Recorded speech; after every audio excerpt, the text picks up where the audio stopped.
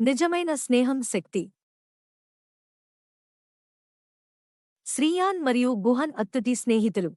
వారు కలిసి ఆడేవారు, చదివేవారు, ఒకరికి ఒకరు సహాయం చేసేవారు.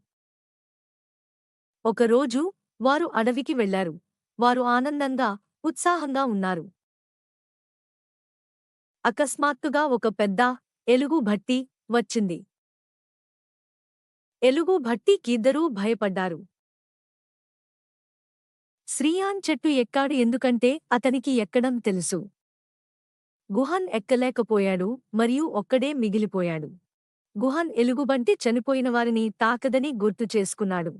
అతను నేలపై నిశ్శబ్దంగా పడుకున్నాడు. ఎలుగుబంటి అతన్ని పసిగట్టింది. ఆ తర్వాత ఎలుగుబంటి గుహన్ దగ్గరకు వచ్చి మృదువుగా చెవిలో చెప్పింది మరియు వెళ్ళిపోయింది. శ్రీయాన్ చెట్టు నుండి దిగాడు మరియు ఎలుగుబంటి నీ చెవిలో ఏమి చెప్పింది అని అడిగాడు.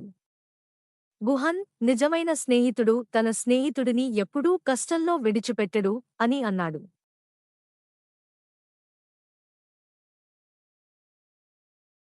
శ్రీయాన్ తప్పు చేశానని బాధపడ్డాడు. అతను క్షమించమని చెప్పి ఇకపై ఎప్పుడూ వదిలిపెట్టను అని మాటిచ్చాడు.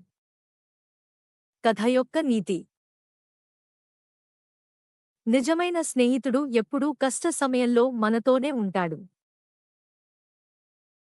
Please click on like, share and subscribe.